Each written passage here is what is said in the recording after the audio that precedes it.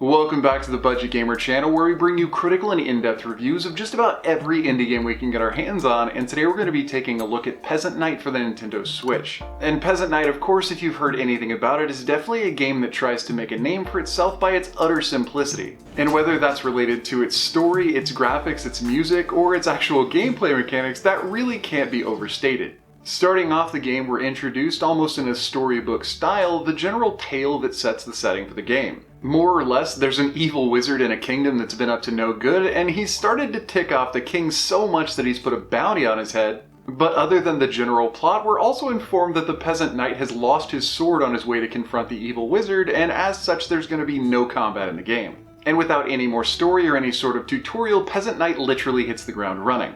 Peasant Knight is, after all, a side-scrolling runner-style platformer, so there's really not much to talk about as far as general gameplay mechanics, especially since you're primarily limited to 2 buttons for your input. And this means pretty much that through all of the game's 80 levels, the only things you'll be able to do are jump and stop your character's forward progression. But while 80 levels may sound like a lot for a $2.99 indie game to be offering, it's probably only going to take you about a half hour to make it through the game's first 40 levels. Peasant Knight is definitely a simple game, but its difficulty ramps up exponentially the further into the game you go. Starting off with a handful of introductory levels, you'll pretty much just be required to learn how to stop your character before falling into a trap. And after the first 15 levels or so, we'll be given the ability to jump.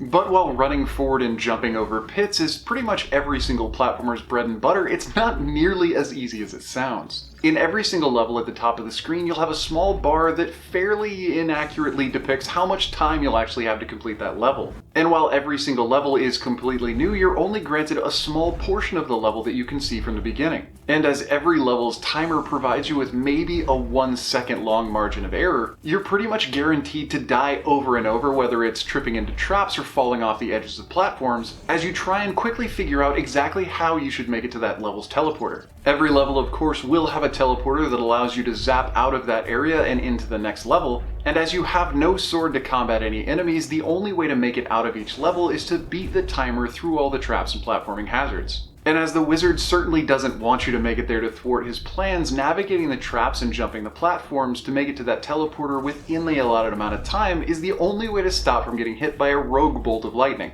But if the ever-present level timer didn't keep the difficulty high enough, every few levels or so, the developers throw in a new curveball.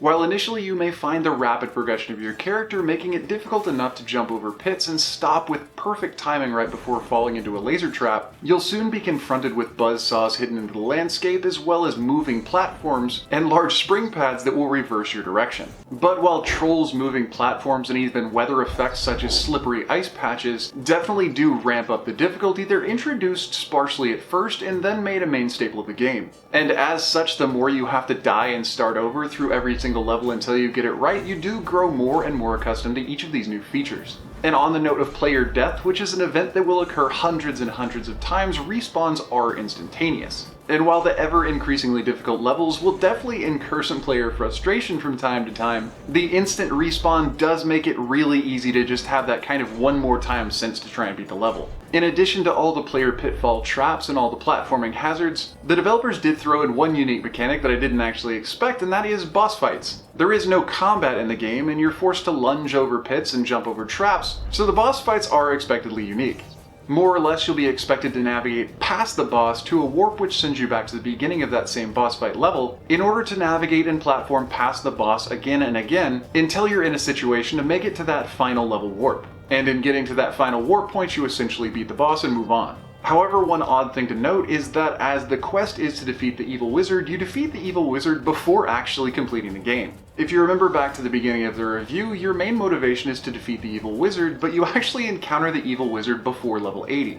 But if you do make it this far and you do beat that final boss, you're obviously good enough to take on those final levels. Because pretty much every single level after beating the wizard is an extreme gauntlet. So if you are a glutton for platforming punishment, you might actually enjoy that part of the game.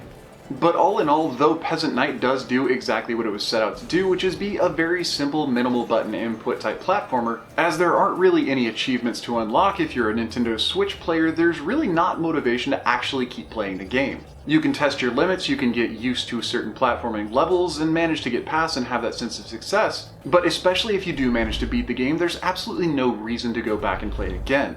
There's no counter to see how many times you died, there's no timer to see how quickly you actually managed to beat a level, there are no scoreboards, and other than the multiplayer mode for local co-op, there's really no way to show off to anybody how good you are. And while I know that showing off shouldn't be the reason to play a game, in a game that is purely dedicated to crushing better score times, seeing how well other players do at the same level that you're trying to play really is a large motivation to do better. All in all though, I'd have to say, considering Peasant Knight's graphics, its kind of poppy chiptune music, and its simplicity of gameplay, it's definitely something that's novel and unique. And considering its price, it could be a fun time waster to anyone who's actually into this type of game. But for any other gamers out there who are more than happy to sacrifice the runner-style game dynamic and still want a more simplistic button input platformer, I'd probably say you may want to check out Necrosphere Deluxe. It's around the same price point and it definitely has the same style of graphics, but it provides much more of a game. But anyway, that does about wrap up the review of Peasant Knight for the Nintendo Switch, so if you enjoyed the review or found it helpful, feel free to throw me a like or a comment to show your support, and don't forget to click that little bell icon when you subscribe to stay updated with the latest content.